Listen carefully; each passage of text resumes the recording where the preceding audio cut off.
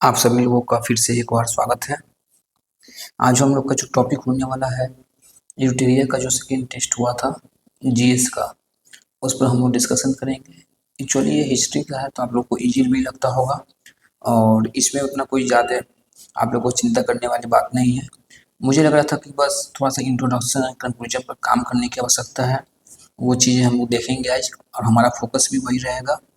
And second चीज़ ये है कि आपका बॉडी पार्ट कैसा हो रहा है, बॉडी पार्ट में क्या आप लिख रहे हैं ये मैटर करता है।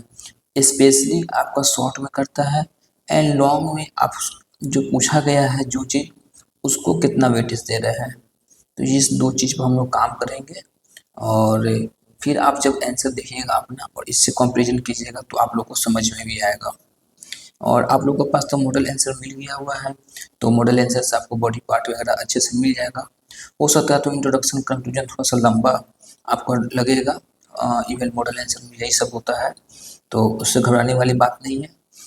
चलिए हम लोग कुछ क्वेश्चंस को देखते हैं और उसमें क्या लिखना था हमें वो देखेंगे, कैसे फ्रेम करना था। तो उसको स्टार्ट करते हैं हम लोग।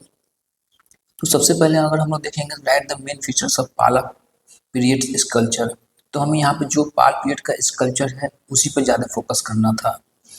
ठीक है, तो अब क्वेश्चन दिख रहा होगा, दो लॉन्ग क्वेश्चन में देख लीजिए, आप लोग के पास भी क्वेश्चन होगा और हम लोग देखेंगे इसको, आगे हम लोग चलते हैं। ठीक है, थोड़ा सा मैंने आप लोग के लिए इंट्रोडक्शन कंक्लूजन लिखा है तो उस पर हम लोग चर्चा करेंगे। आते हैं हम लोग right the main features of पाला पीरियड स्कल्पचर। तो इसमें अब क्या कीजिए ना, कैसे डिजाइनिंग कीजिएगा, पहले एक मिनट थोड़ा सोचिए। तो इंट्रोडक्शन, बॉडी, कंक्लूजन। तो बॉडी पार्ट में क्या लिखिएगा, तो बॉडी पार्ट में आप थोड़ा सा स्कल्पचर के बारे में बताइए, डिजाइन विजाइन क्या था उसका।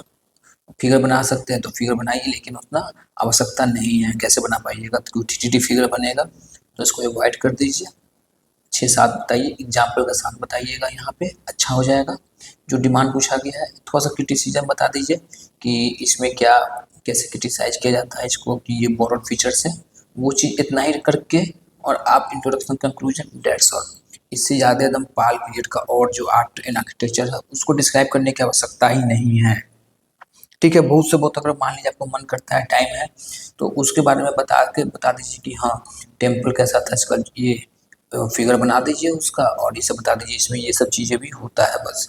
उसके बाद जो डायरेक्ट डिमांड है उसको फुलफिल कीजिए। तो छोटा सा 30 से 35 वर्ड में मेरे द्वारा इंट्रोडक्शन लिखा गया है, तो आप लोग देख सकते हैं यहाँ पे। डिट्टो आप लोग क्या कर सकते हैं कि एग्जाम में इसको ऐसे ही लिखेंगे, इतना ही एग्जाम में चाहिए, इससे ज़्यादा लंबा भी नहीं चाहिए हमें। ओके, तो देखिए पाला पीरियड मैंने ड्यूरेशन दे दिया है, आप लोग ड्यूरेशन हटा सकते हैं तो और थोड़ा छोटा हो जाएगा। Mark the zenith of eastern Indian art. ठीक है, इसमें कीवर्ड देखिए कैसे आ गया, जेनिथ ईस्टर्न इंडियन आर्ट हम लोग जोड़ दिए, specially in Bengal and Bihar its age culture reflected Buddhism and Brahmanical themes. देखिए मैंने ये भी जोड़ दिया थोड़ा सा इसी में ही। Characterised by grace, intricate detailing and defined craftsmanship, ये सब कुछ क्या आ गया, आपका कीवर्ड्स आ गए यहाँ पे। आप एग्जाम इसको अंडरलाइन भी कर सकते हैं। इंट्रोडक्शन हो गया और एकदम टू द पॉइंट भी हुआ हुआ हमारा जो डिमांड था इस कल्चर का, तो वो हमने उसको फुलफिल करा। कंक्लूजन आप देखिए कैसे लिखेंगे,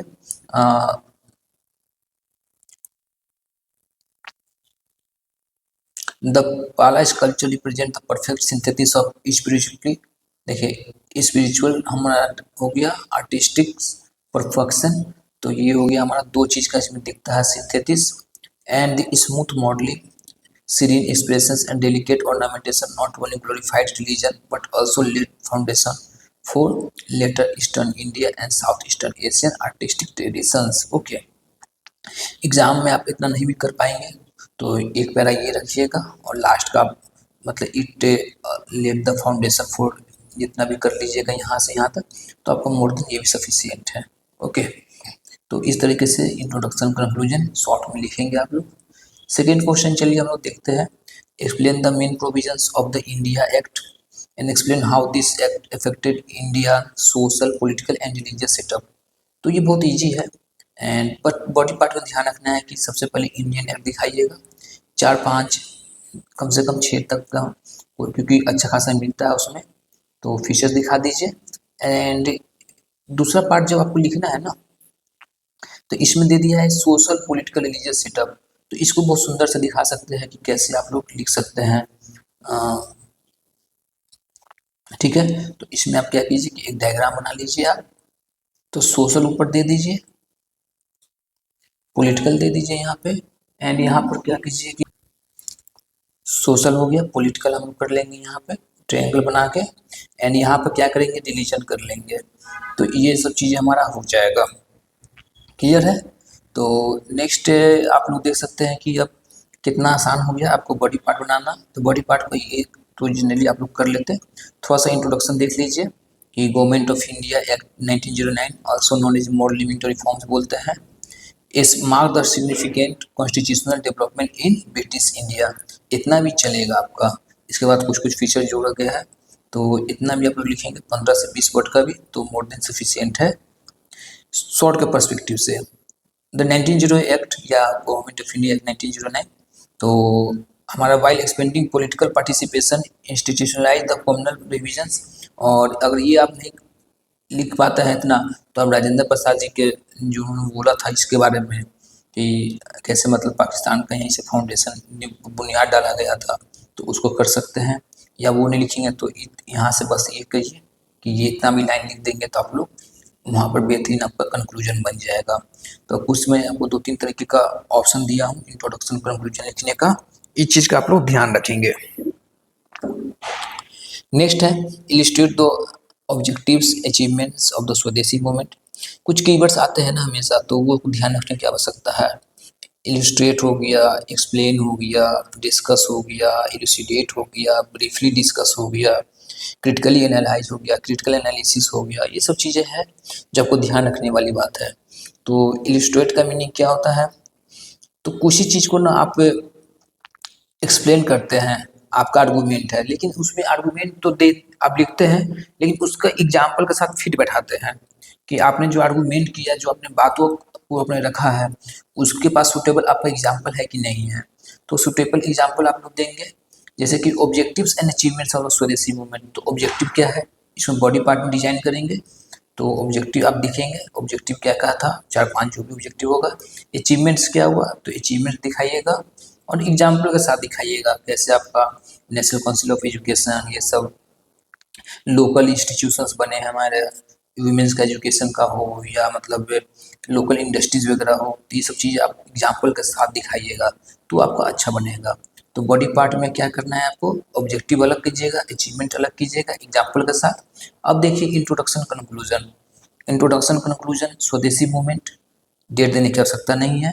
तो कैसे हुआ कि अपोजिशन ऑफ पार्टीशन ऑफ जो बंगाल चल रहा था उसको अपोजिशन करने के दरमियान ये हुआ। इसको इंस्टेंट बोल सकते हैं हम लोग, इंस्टेंट कॉज था, बाकी कॉज धीरे धीरे पीछे से बन रहा था, जिसका मतलब मेन एम था सेल्फ रिलायंस। सेल्फ रिलायंस को आप हिंदी में लिख सकते हैं आत्मनिर्भर, अब किसी में लोग लिखते हैं, जो कि मतलब फोकस करना था कि economic nationalism and political Avenue के रूप में हमारा। अब आगे आपको करना है कंक्लूजन। तो सक्सेसफुली इग्नाइटेड स्वदेशी मूवमेंट क्या किया, successfully ignited national consciousness, encourage economic self sufficiency. देखिए कितना कीवर्ड है, आप लोग ध्यान दीजिएगा। Encourage economic self sufficiency, strengthen the spirit of unity and resistance. इतना भी कीजिएगा तो चलेगा आपका। ओके, तो ये कंक्लूजन रहा। नेक्स्ट आपका आता है elucidate the relevance of Rabindranath Tagore views and on nationalism and internationalism. तो एलिसिडेट का मीनिंग होता है ल्यूसिडस, जो लैटिन वर्ड से आया हुआ है, जिसको क्लियर करना होता है, मतलब क्लियर या उसको प्रकाश डालना, वो किसी चीज़ को बोलते हैं हम लोग। तो आंसर में क्या करना है, जो कॉन्सेप्ट है उस पर आपको प्रकाश डालना है और लॉजिकल एक्सप्लेनेशन के साथ आप उसको लॉजिकल एक्सप्लेनेशन देंगे। तो इलिसिडेट मीन्स क्या होता है कि आपको जो उनका जो कोट है, जो उनका जो थॉट है, उस पर लाइट डालना है with perfect example and with perfect explanation. Explanation जब भी आप देंगे तो एग्जाम्पल ऑब्वियसली एग्जाम्पल के साथ ही आप उसको दिखाएंगे। एंड आपको रिसेंट का कुछ एग्जाम्पल मिलेगा तो वो भी डाल सकते हैं यहाँ पर, नेशनलिज्म इंटरनेशनलिज्म का लगे कि इसका इस्तेमाल हुआ है अभी के समय में, तो उसको भी आप लोग मेंशन कर लीजिए। ठीक है, और कुछ जैसे कि एक्सप्लेन होता है, एलोबरेट होता है, तो उसको आप लोग देख सकते हैं, मैंने इस पर लिख दिया है, ये आप लोगों के लिए है। और जो नेक्स्ट बचेगा क्रिटिकली एनालाइज वगैरह, तो वो चीज़ भी आप लोग देखेंगे। अगर ऐसा होगा, आप लोग का डिमांड रहेगा, तो मैं एक इस पर जो कीवर्ड्स है एक छोटा सा वीडियो बना दूंगा, एंड जो बीपीएससी का क्वेश्चन है उसके द्वारा लेके मैं सॉल्व आउट भी करवा दूंगा। ठीक है। नेक्स्ट है कि इंट्रोडक्शन कंक्लूजन कैसे लिखेंगे। तो उनका जब भी आएगा ना कीवर्ड्स पकड़िए, spiritual unity, cultural harmony, moral freedom, urging nations to rise above egoistic pride and embrace cooperation for the collective progress of humanity. तो ये क्या हुआ कि इनका दिखता है आपका नेशनलिज्म भी, इंटरनेशनलिज्म भी किससे होना चाहिए, इसी सब चीज से गाइडेड होना चाहिए। ओके। नेक्स्ट आपका है देखिए कंक्लूजन। तो कंक्लूजन की देखिए, तो his philosophy of universalism, peace and culture, empathy offers a moral compass for a world divided by boundaries at united by share destiny. तो इसको आप लोग ये कर सकते हैं। तो इंट्रोडक्शन हो गया, कंक्लूजन हो गया। नेक्स्ट हम लोग चलते हैं, लास्ट क्वेश्चन है शॉर्ट का, briefly comment on the civil disobedience movement in Bihar. तो इंट्रोडक्शन, कंक्लूजन, बॉडी पार्ट फिर से वही चीज़ है हमारा है। तो बॉडी पार्ट में पहले देख लेते हैं हम लोग, जो सबसे इजी होता है। सिविल डिसोबीडियंस मूवमेंट कैसे बिहार में प्रोग्रेस किया वो दिखाइएगा। हो सके तो छोटा सा मैप बना लीजिएगा बिहार का। ठीक है, मैप बना के और क्या कीजिए कि अब बहुत सारा पॉइंट दिखा सकते हैं कि सिविल डिसोबीडियंस मूवमेंट कहाँ पर कौन से लीडर किए, क्या काम किए। लीडर का नाम दे दीजिए, कुछ काम दे दीजिए, लीडर का नाम दे दीजिए, जगह का नाम रहेगा, लीडर का नाम रहेगा, काम रहेगा। तो ये सब चीज़ें आपका पता चलेगा कि हाँ, कि आप कमेंट कर रहे हैं सिविल डिसोबीडियंस मूवमेंट बिहार में कैसे कैसे किया। सो अब बताइए, civil disobedience movement in Bihar marked a new phase of mass movement nationalist awakening where people defied colonial rules, laws, boycotted British wars and united under Gandhi leadership for India's freedom and self-rule।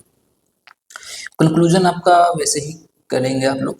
The movement in Bihar though suppressed united rural participation, women's activism and strengthen Congress organisation, transforming Bihar into a vital center of nationalist resistance and laying the foundation of India's final struggle for independence।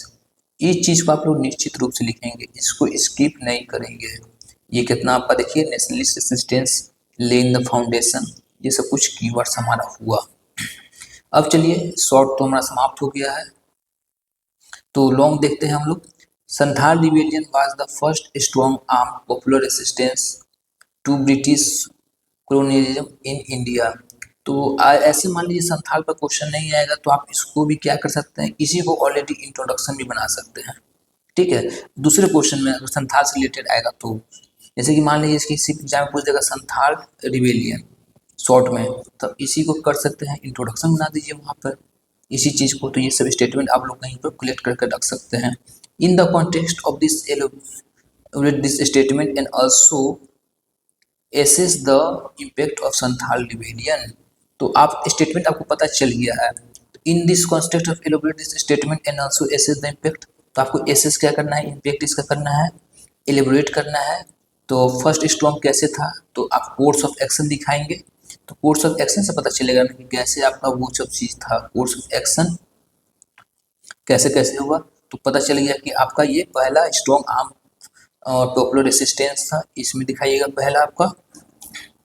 And दूसरा आपका इसमें ये रहेगा कि impact, क्या impact हुआ। और सबसे पहले आप लोग कॉज, थोड़ा सा कुछ कॉजेज भी लिखेंगे यहाँ पर, ये चीज़ ऐसे रहेगा। तो बॉडी फ्रेमिंग कर चुके हैं हम लोग, आपको दिखेंगे कॉजेज क्या था इसका वो दिखाइए, कोर्स ऑफ एक्शन कैसे हुआ और इसका फाइनल इम्पैक्ट क्या पड़ा सो हमारा। और हम लोग क्या कर रहे हैं ना, जो क्वेश्चंस के द्वारा पूछा गया है उसी का कीवर्ड पकड़ के हम लोग चल रहे हैं, ज़्यादा कुछ नहीं करेंगे। कोर्स ऑफ एक्शन नहीं लिखना है तो ऊपर क्या कीजिए कि it was first a strong armed, and जो आपका पॉपुलर रेसिस्टेंस वही लिख दीजिए यहाँ पे। डायरेक्टली जो क्वेश्चन का कीवर्ड वो भी आ गया और ये हो गया आपका यहाँ पे डेट सॉल्व। ठीक है, तो Santhal rebellion led by Sidhu and Kanu Murmu mark the organised armed uprising against British colonial rule in India, rooted in the tribal heartland of Rajmahal Hills, present-day Jharkhand. It was a mass resistance against colonial exploitation, oppressive landlords and moneylenders। ठीक है, तो आप लोग इसे introduction लिखेंगे। Conclusion थोड़ा सा देख लीजिए कि कैसे कंक्लूजन देखिए, symbol of tribal pride, unity, resistance, inspiring letter, uprising across India, ये सब कीवर्ड हमारा है।